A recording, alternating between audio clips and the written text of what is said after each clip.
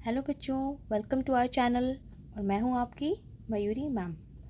बच्चों, 2025 के एग्जामिनेशंस के लिए विवाश्वत और वीज क्लासेस के थ्रू एक न्यू सीरीज़ स्टार्ट की जा रही है, जिसमें आपको boards 11-12, NEET and JEE mains का कराया जाएगा। ओके, जो ये थ्योरी रहेगा ये कॉमन रहेगा आपका बोर्ड्स के लिए भी, नीट के लिए भी और जेईई मेंस के लिए भी। क्वेश्चन वाइज जो प्रैक्टिस रहेगी उसके लिए सेपरेट रहेगा, अलग अलग क्लासेस में आपको अलग अलग मिल जाएगा। ठीक है, तो चलिए आज हम स्टार्ट करते हैं केमिस्ट्री का, जिसमें हमारा पहला रहेगा some basic concepts of chemistry, जो कि क्लास 11 का टॉपिक है और फिजिकल केमिस्ट्री है। ठीक है, तो हम स्टार्ट करते हैं सबसे पहले केमिस्ट्री से। क्या होता है केमिस्ट्री? तो बच्चों, it is the branch of science which deals with the study of composition, properties and structure of matter and the changes which the matter undergoes under different condition and the laws which govern these changes। क्या होता है इसका मतलब कि ये एक science का ऐसा ब्रांच है जिसमें हम पढ़ते हैं किसी भी मैटर की कॉम्पोजिशन को, क्या होती है उसकी कॉम्पोजिशन, उसकी प्रॉपर्टीज़ क्या होती हैं, उसका स्ट्रक्चर कैसा होता है। डिफरेंट कंडीशंस के थ्रू अगर हम उसको पास ऑन कराते हैं तो उसमें क्या क्या चेंजेस आते हैं और ऐसे कौन से लॉज होते हैं जिसके थ्रू ये चेंजेस आते हैं। तो क्या क्या समझ में आया? कॉम्पोजिशन, प्रॉपर्टीज, स्ट्रक्चर, चेंजेस और लॉज। किसका? मैटर का। ठीक है, आया समझ में? आगे चलते हैं मेन एप्लीकेशंस ऑफ केमिस्ट्री पे। तो क्या क्या इसकी एप्लीकेशन होती हैं?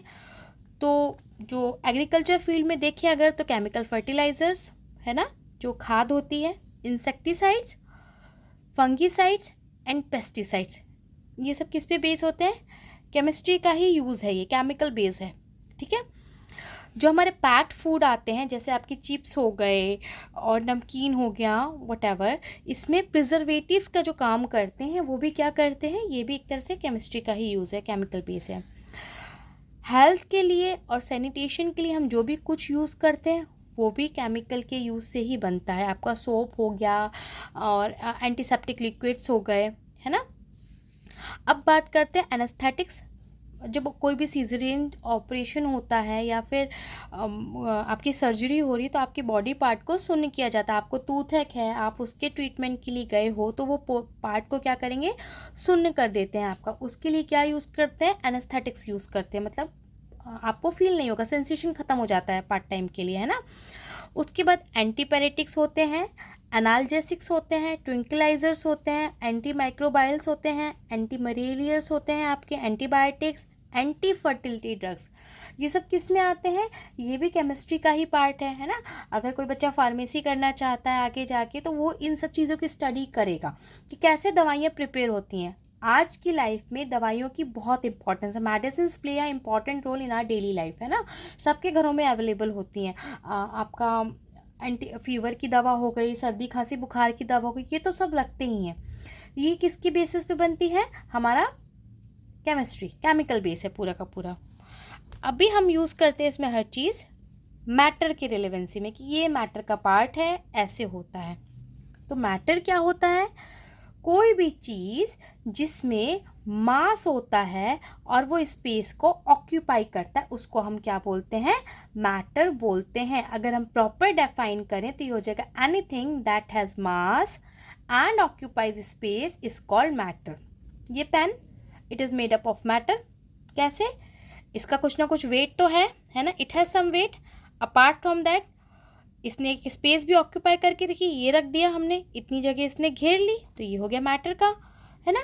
उसके अलावा अगर मैं इस स्केल की बात करूं तो इसमें भी कुछ ना कुछ मास है, वेट तो होगा, मास मतलब वेट, और कुछ ना कुछ ये स्पेस ऑक्यूपाई कर रहा है, तो ये भी क्या हो गया? मैटर। अगर हम एग्जाम्पल, कॉमन एग्जाम्पल कंसीडर करें तो water, sugar cube, iron rod, air, ये सब क्या होते हैं? All are made up of matter. हम कोई भी टर्म की बात करते हैं, कोई भी प्रोडक्ट की बात करते हैं, वो किससे बना हुआ होता है? जनरल टर्म उसके लिए यूज़ करते हैं मैटर। ठीक है बच्चों, समझ में आया? अच्छा, सम टाइम मैटर के लिए हम एक वर्ड यूज़ करते हैं मटेरियल। ठीक है, इसका यूज़ बहुत लिमिटेड है पर कहीं कहीं हमको देखने को मिल जाता है। ठीक है, अब बात करते मैटर। हमने देख लिया कि किसी भी चीज़ में अगर स्पेस ऑक्यूपेशन होता है या फिर उसमें मास होता है तो हम उसको मैटर बोलते हैं। अब इसको हमने क्लासीफाई भी किया हुआ है अकॉर्डिंग टू कॉम्पोजिशन। एक हमने इसका फिजिकल क्लासिफिकेशन किया है, एक हमने केमिकल क्लासिफिकेशन किया। ठीक है, फिजिकल क्लासिफिकेशन किसके ऊपर होता है? फिजिकल अपीयरेंस के ऊपर। ये किसके फिजिकल क्लासिफिकेशन किसके ऊपर होता है? फिजिकल अपीयरेंस के ऊपर। ठीक है, कैसा दिखता है, कैसा उसका टेक्सचर है। और केमिकल क्लासिफिकेशन किसके बेसिस पे होता है? केमिकल क्लासिफिकेशन होता है आपका केमिकल कंपोजिशन के बेसिस पे। ठीक है, कंपोजिशन क्या कहती है? आपका क्या क्या चीज़ों से मिला के बन रहा है, कितना पार्ट क्या मिल रहा है, कितना पार्ट क्या मिल रहा है, इसके बेसिस पे हम केमिकल क्लासिफिकेशन करते हैं। तो अगर हम बात करें फिजिकल क्लासिफिकेशन की तो इसको 3 पार्ट में डिवाइड किया है, सॉलिड्स, लिक्विड्स एंड गैसेस। ठीक है, आया समझ में? जो आपका सॉलिड होगा उसका डेफिनेट शेप होगा और डेफिनेट वॉल्यूम होगा। ना तो हम उसका शेप चेंज कर सकते हैं, ना ही हम उसका वॉल्यूम बदल सकते हैं। ठीक है, अच्छा, इसके बाद लिक्विड्स क्या होते हैं? तो जिसमें आपका डेफिनेट वॉल्यूम तो होगा पर डेफिनेट शेप नहीं होगा। आप जिस भी कंटेनर में, जिस भी वेसल में इसको डालोगे वो उसका शेप को एक्वायर कर लेगा। तो ये तो हो गए आपके लिक्विड। अब अगर हम बात करें गैस की, तो गैस क्या होते हैं? तो इसमें ना तो डेफिनेट शेप होता है, ना ही इनका डेफिनेट वॉल्यूम होता है। उसको हम क्या बोलते हैं? गैस बोलते हैं। नेक्स्ट क्लास जो हमारी होगी उसमें हम 1 बाय 1 सारे टॉपिक्स को डिटेल में पढ़ेंगे। ठीक है, कि इसका पार्टिकल नेचर कैसा होता है, इसमें पैकिंग कैसी होती है एंड ऑल दैट। अब हम बात करें अगर यहाँ पर केमिकल क्लासिफिकेशन की, तो उसको हमने 2 पार्ट से डिवाइड किया हुआ है। प्योर सब्सटेंस होता है इसका डिवीजन और मिक्सचर्स होते हैं।